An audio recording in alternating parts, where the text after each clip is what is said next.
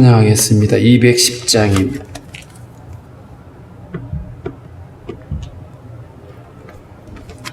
찬송 210장.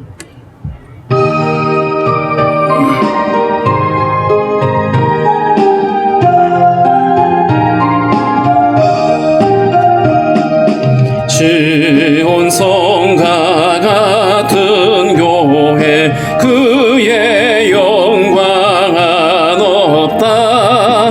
허락하신 말씀대로 주가 친히 세웠다. 반석 위에 세운 교회 흔들 자가 누구랴. 모든 원수 애워싸도 아무 근심 없도다. 생명샘이 솟아나와 모든 성도 마시니 언제든지 흘러넘쳐 부족함이 없도다. 이런 물이 흘러가니 목마를 자 누구랴. 주의 은혜 풍족하여 넘치고도 넘친다. 주의 은혜 내가 받아 시온 백성 되는 때 세상 사람 비방해도 주를 찬송하리라. 세상 헛된 모든 영광 아침 안개 같으나 주의 자녀 받을 복은 영원 무궁하도다. 아멘. 기도하겠습니다. 하나님 아버지 감사합니다. 허물과 죄로 죽었던 우리를 구원하여 주시고 우리를 하나님의 거룩한 교회로 불러주신 주님, 주님의 은혜와 사랑을 감사를 드립니다. 우리를 부르신 하나님의 뜻을 날마다 분별하며 주를 기쁘시게 하기에 부족함이 없도록 주님 인도하여 주시기를 원합니다. 하나님 아버지, 무더위가 사람들을 지치게 하고 또 코로나 바이러스가 사람들을 두렵게 하고 있는 이러한 때에 하나님 아버지, 우리 교회가 이때에 무엇을 해야 하는지 우리가 깨달을 수 있게 도와주시고 많은 사람들 주의 복음으로 위로하며 하나님 여전히 우리의 소망 되신 주님을 바라볼 수 있도록 주님 우리가 그 역할을 감당할 수 있기를 소망합니다. 그러기 더욱더 우리가 끼어 기도할 수 있게 도와주시고 성도들이 더욱더 믿음 안에 견고히 설 수 있도록 주님 인도하여 주옵소서. 주님 오늘도 우리에게 복된 주일을 허락해 주셨는데 성도들이 마음껏 나와서 교제하며 예배할 수 없는 아버지 안타까운 상황들이 계속되어지고 있습니다. 속히 아버지 코로나 바이러스로부터 벗어날 수 있도록 하나님의 긍휼을 더하여 주시옵시고 하나님 교회가 마음껏 예배하며 함께 찬양하기에 부족함이 없도록 주께서 함께하여 주옵소서. 하나님 아버지, 비록 제한적으로 함께 예배하지만 성도들이 한 마음으로 주님의 예배를 사모하게 하시고 하나님 아버지, 이 코로나 바이러스가 결코 우리의 믿음을 퇴보하게 하는 일에 하나님 우리가 우리 자신을 포기하지 않게 도우시고 우리의 더욱더 믿음으로 함께 깨어 있을 수 있기를 원하고 기도합니다. 하나님 아버지, 교회 나와서 예배하는 성도들이나 가정에서 예배하는 성도들이 한 마음으로 예배할 수 있게 도와주시고 그래서 우리의 마음이 날마다 주의 말씀으로 함께 충만할 수 있도록 주께서 인도하여 주옵소서. 오늘도 모든 우리의 간구를 아시는 하나님, 주의 선하심으로 응답하여 주시고 성도들의 가정과 기업 가운데 언제나 도우시는 하나님의 은혜가 손길이 더하여지게 하시고 하나님 날마다 주님의 은혜 안에서 형통할 수 있도록 주께서 함께하여 주옵소서. 육신의 연약함으로 어려움을 겪고 있는 성도들을 강건케 하시고 치료하시는 능력으로 함께 하셔서 언제나 주님의 은혜로 말미암아 넉넉히 이기는 삶이 되어질 수 있도록 인도하여 주옵소서. 우리 다음 세대들을 지켜주시고 우리 교육부서가 끼어 있을 수 있도록 하나님께서 함께하여 주옵소서. 아버지, 여러분 사역들을 준비 준비해야 되는데 코로나로 인해서 많은 어려움들이 있습니다. 주님의 긍휼하심으로 함께 해주시고 다음 세대들에게 복음을 전하는 일에 방해되지 아니하도록 주님 우리들에게 지혜를 허락하여 주옵소서. 오늘도 주신 말씀 우리가 잘 이해할 수 있도록 주께서 함께하여 주시기를 소망하며 예수님의 이름으로 기도하옵나이다. 아멘. 435장 찬양합니다. 435장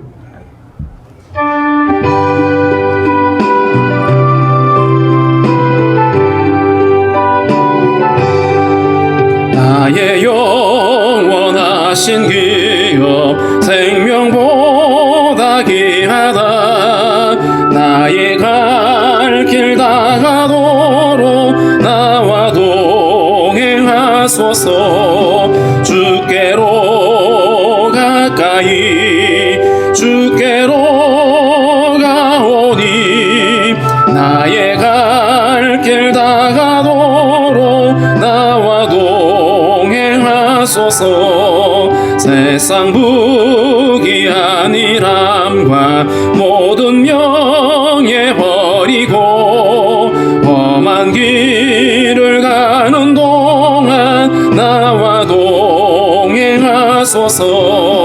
주께로 가까이 주께로 가오니 나의 갈 길 다가도록 나와 동행하소서. 모든 골짝 지나가며 험한 바다 건너서 천국문에 이르도록 나와 동행하소서. 주께로 가까이 주께로 가오니 나의 갈 길 다가도록 나와 동행하소서. 아멘. 사도행전 13장 1절부터 3절 말씀입니다. 사도행전 13장 1절부터 3절 1절부터 3절까지 우리 함께 읽겠습니다. 안디옥 교회에 선지자들과 교사들이 있으니 곧 바나바와 니게르라 하는 시므온과 구레네 사람 루기오와 분봉왕 헤롯의 젖동생 마나엔과 및 사울이라. 주를 섬겨 금식할 때에 성령이 이르시되 내가 불러 시키는 일을 위하여 바나바와 사울을 따로 세우라 하시니 이에 금식하고 기도하고 두 사람에게 안수하여 보내니라. 아멘. 우리가 계속해서 본 것처럼 안디옥 교회는 유대인들이 아닌 이방인에게도 복음이 전해져서 처음으로 이방인 지역에 세워진 교회입니다.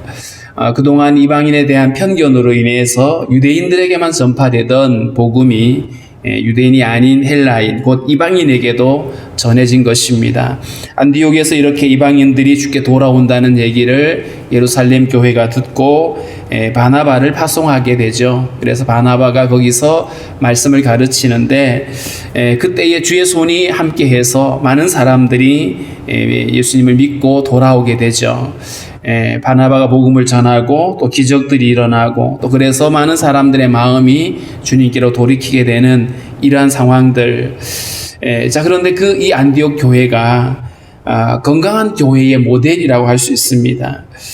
저는 예루살렘 교회도 아름답고 귀하지만 안디옥 교회의 모습이 어쩌면 이 시대에 우리 교회가 추구해야 될 모델은 아닌가 이런 생각이 되어집니다.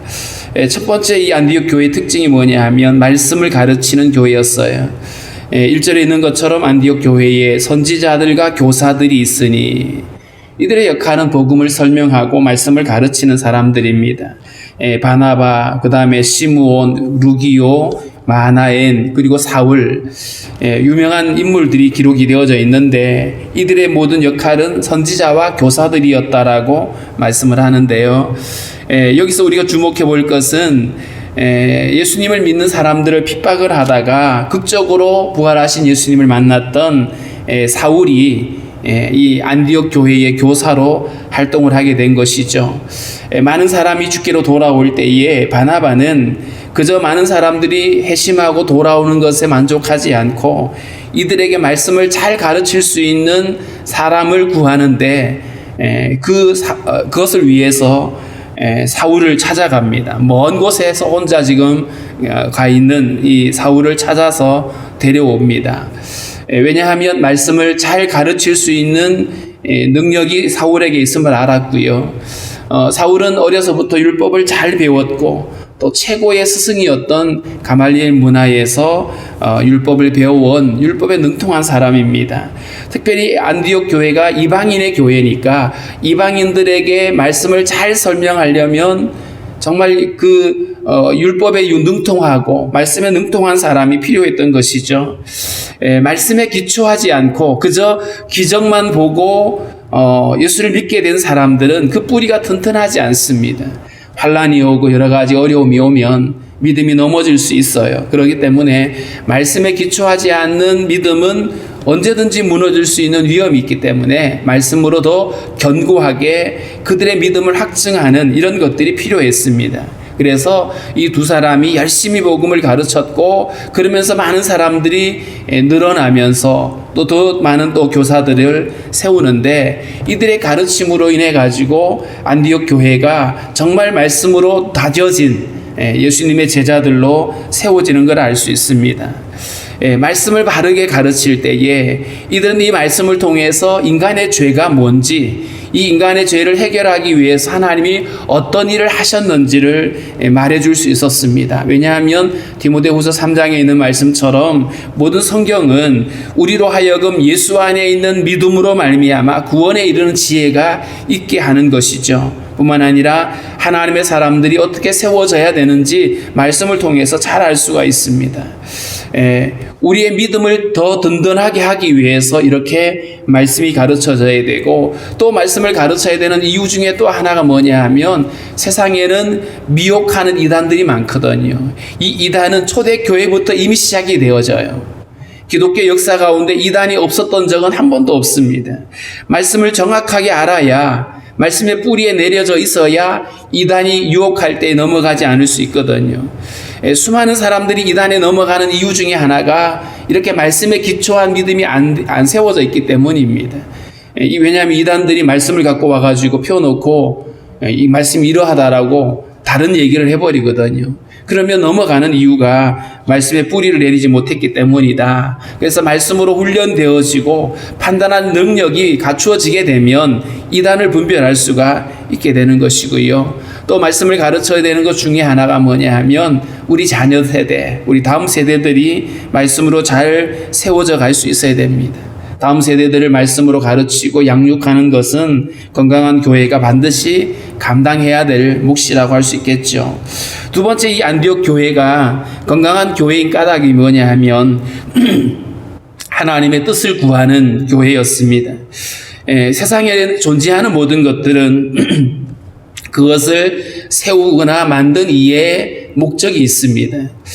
세상을 만드신 하나님의 창조의 목적이 있는 것처럼 우리를 교회로 부르신 하나님의 목적이 있습니다. 특별히 교회는 하나님께서 아들의 핏값으로 세우신 교회입니다. 하나님의 계획이 그 안에 담겨 있습니다. 우리를 교회로 부르신 하나님의 계획이 뭔지, 그래서 교회가 존재하는 목적과 교회의 사명은 우리 구성원들이 스스로 정하고 방향을 만드는 것이 아니라 사실은 하나님이 우리를 교회로 부르신 원래 근본적인 목적이 있어요. 그 목적 안에서 우리가 무엇을 해야 되는지 주님께 또 질문해야 되는 것인데요. 오늘 2절에 보면 주를 섬겨 금식할 때에 성령이 이르시되 내가 불러 시키는 일을 위하여 바나바와 사울을 따로 세우라 하시니, 여기서 안디옥 교회가 금식을 한 이유가 뭐냐 하면 주를 섬겨라는 말을 썼어요. 이게 무슨 의미냐 하면 하나님 앞에 금식하며 기도하는데 하나님, 우리가 무엇을 해야 되는지 우리에게 하나님의 뜻을 알려주십시오라고 하는 이런 기도였어요. 사실 우리가 많이 기도하지만 대부분의 사람들은 하나님의 뜻을 위하여 금식하기보다는 우리의 어떤 목적을 관철하기 위해서 금식하기가 쉽거든요. 우리가 원하는 무엇을 얻기 위해서. 그런데 오늘 이 안디옥 교회가 금식한 이유는 하나님의 뜻을 구하는 거였습니다. 하나님, 우리가 어떻게 하면 하나님의 뜻을 이룰 수 있을지 우리에게 그 뜻을 알려주십시오. 우리가 무엇을 해야 될지 주님 말씀해 주십시오. 우리가 순종하겠습니다 라고 하는 이런 기도였던 거죠. 우리가 매일 아침에 나와서 기도할 때에도 우리가 놓치지 말아야 될 것이 바로 이런 기도입니다. 우리를 향한 하나님의 계획이 뭔지, 나를 향한 주님의 뜻이 무엇인지를 분별할 수가 있어야 되는 것이죠. 그것을 구할 때에 단순히 아는 것으로 그치기 위함이 아니죠. 그것을 내가 순종하기 위함입니다. 그래서 하나님의 뜻을 묻고 그 뜻을 발견하고 뿐만 아니라 그 뜻을 모두가 다 함께 공유하는 거예요. 특별한 몇몇 사람들만이 알고 그것을 진행하는 것이 아니라 하나님의 뜻을 교회가 함께 품는 것, 이게 바로 하나님의 꿈을 같이 갖는 것이고요. 이걸 우리가 다른 말로 표현하면 하나님의 마음을 우리 모두가 품게 되는 것입니다. 교회가 한 마음으로 금식을 하고 하나님의 뜻을 물었다라고 하는 것은 하나님을 기쁘시게 하기 위한 그들의 간절함이었어요. 그래서 하나님의 뜻을 묻고 우리를 향한 주님의 계획을 찾아가는 것, 단순한 호기심이 아닌 거죠. 그렇게 하나님이 기뻐하는 교회로 나아가기 위한 그들의 간절함이었습니다. 사람들이 생각하고 계획한 것은 어떤 장애물을 만나거나 어떤 상황이 달라지면 취소를 하거나 변경을 하죠. 그런데 하나님의 뜻은 그렇지 않습니다. 우리에게 우리를 교회로 부르신 하나님의 뜻은 상황에 따라서 얼마든지 바꿔질 수 있는 것이 아니고 어떤 일이 있어도 반드시 그 뜻을 향하여 나아가는 겁니다. 상황이 아무리 힘들고 어려워도 하나님의 뜻이 변하지 않거든요. 그 뜻을 이루기 위해서 우리가 방법을 찾아가고 그리고 우리가 무엇을 해야 되는지 그 상황을 어떻게 이겨낼지를 찾아가게 되는 것입니다. 예를 들면 하나님이 이스라엘에게 가나안 땅을 허락하셨어요.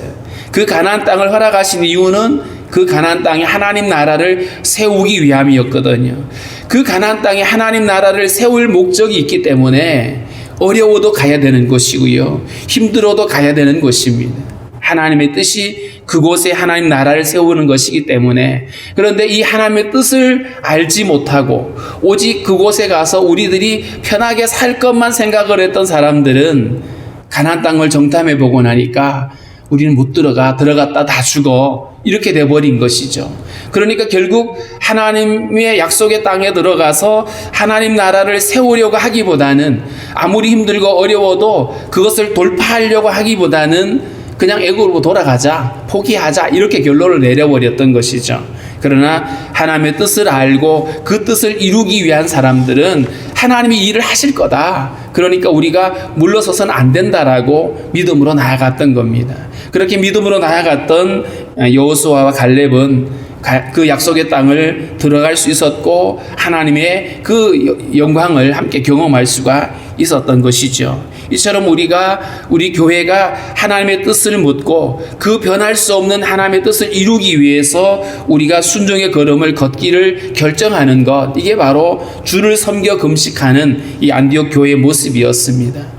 우리 교회가 하나님의 마음을 품자라고 하는 표어를 가지고 있는데 이 말입니다. 하나님의 뜻을 우리가 알고 그 뜻을 품고 그것을 이루기 위해서 우리가 순종의 걸음을 걷기를 원하는 것이죠. 성령께서 이들에게 응답하셨어요. 내가 불러시키는 일을 위하여. 성령이 불러시키는 그 일은 복음이 모든 민족 가운데 전해지는 그 일이었습니다. 달리 표현하면 바나바와 사울을 선교사로 따로 세워놓으라고 하는 이 말씀이었어요.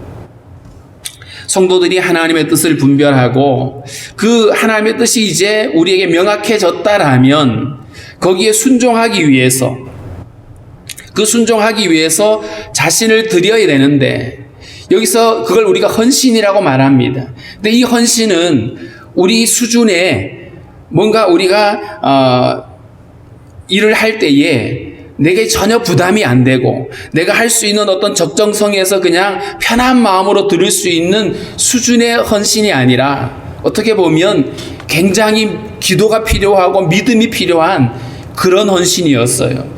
왜냐하면 내가 불러시키는 일을 위하여 바나바와 사울을 따로 세우라고 말씀을 했는데, 이 바나바와 바울이 안디옥 교회의 핵심 사역자들이잖아요.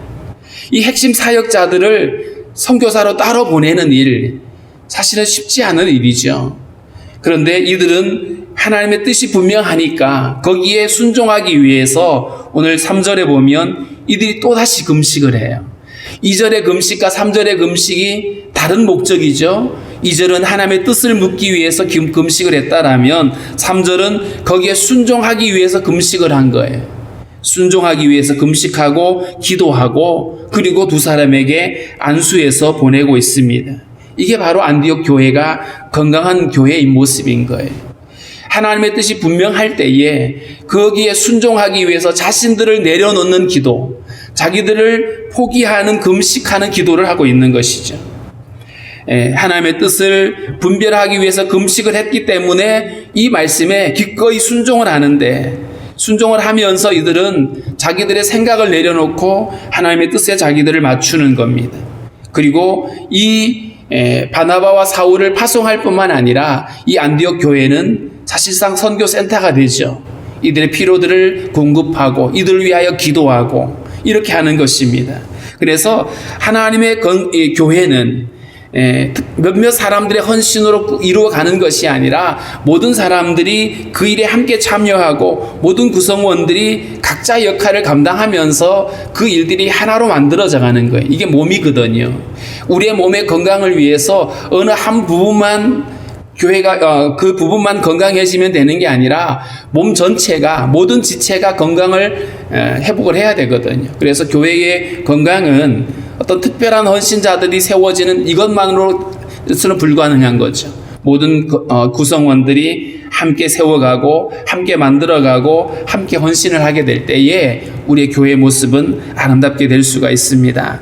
뿐만 아니라 이 안디옥 교회가 건강한 이유 중에 하나는 이들의 삶이 그리스도의 그 생명으로 나타난 것이죠. 우리가 앞서 11장에서 보았던 것처럼 안디옥 교회의 제자들을 사람들이 그리스도인이라고 불렀어요. 그리스도인으로 불렀던 이유는 그들이 교회를 다니기 때문이 아니라 그들 안에, 그들의 삶에서 그리스도가 나타났기 때문이죠. 그들 안에 그리스도의 인격이 나타나고 그리스도의 성품이 나타나고 그리스도의 영광이 나타나게 되는 것입니다. 삶 자체가 그리스도를 따르는 삶이었고, 그러니까 그들 안에 그리스도의 흔적이 나타나고 그리스도의 향기가 나타날 때에 사람들이 그들을 가리켜서 저들은 그리스도로만 설명되는 사람들, 그리스도를 따라가는 사람들, 그래서 그리스도인이라고 붙였던 것입니다. 하나님의 비전을 가진 사람들, 더 이상 자기들의 만족과 자기들의 욕심을 위해 사는 사람들이 아니라 하나님의 나라와 그분의 영광을 위해 살게 되니까 사람들이 붙여준 이름인 것이죠. 이처럼 안디옥 교회는 삶을 통해서 하나님을 드러냈고 그리스도를 증명해내었던 이런 건강한 교회의 모습을 보여주고 있습니다. 그래서 모든 시대마다 이런 교회들이 필요한 것이죠. 어떤 기관에서 청년들을 대상으로 해서 당신이 가고 싶은 교회는 어떤 교회냐라고 물었더니 청년들이 이렇게 대답을 했대요. 작으면서 건강한 교회, 작은 교회, 많은 사람들이 모여 있는 것보다 작은 교회는 어떤 유대감을 가질 수 있죠. 그리고 서로 한 마음으로 결속할 수 있는 장점이 있어요. 그런데 그것만 갖고는 부족하죠. 오늘 이 안디옥 교회처럼 건강한 교회의 모습을 회복해야만 하는 것입니다. 그래서 더욱이 우리가 살고 있는 시대는 혼돈의 시대입니다. 이 혼돈의 시대에 하나님의 말씀이 가르쳐지고 말씀이 선포되어질 때 사람들이 이 말씀에 근거한 믿음의 뿌리를 내리게 되면, 그러면 우리가 건강한 교회의 모습을 회복할 수가 있습니다. 뿐만 아니라 우리 교회가 사람들의 기대와 만족과 관심에 초점을 두는 교회가 아니라, 그래서 사람들의 마음을 시원케 하는 수준의 교회가 아니라 하나님의 마음을 시원케 하는, 하나님의 뜻을 분별하고 하나님의 뜻을 구하고 거기에 순종하는 교회의 모습으로 나아갈 수가 있어야 됩니다. 그럴 때에 우리가 하나님의 뜻을 알고 그 뜻에 순종하며 나아가게 될 때에 우리의 교회가 건강한 교회 모습을 가질 수가 있는 것이죠. 특별히 우리 문강교회가 오늘 이 안디옥 교회를 모델 삼아서 정말 건강한 교회로 함께 나아갈 수 있었으면 좋겠습니다. 말씀이 가르쳐지고 그리고 하나님의 뜻을 묻기 위하여 늘 기도하고 그 뜻에 늘 기쁨으로 순종하는 교회, 무엇보다도 우리 교회 모든 성도들이 하나님의 꿈을 함께 품고 아버지의 마음을 품고 열방을 섬기는 그런 교회로 우리가 함께 세워져 가야 될 것입니다. 이 시간 우리 함께 기도할 때에 우리 교회가 이 안디옥 교회처럼 건강한 교회가 될 수 있게 달라라고, 또 우리 한국 교회가 이 건강한 교회의 모습으로 회복되어질 수 있게 달라라고 우리 함께 기도하겠습니다.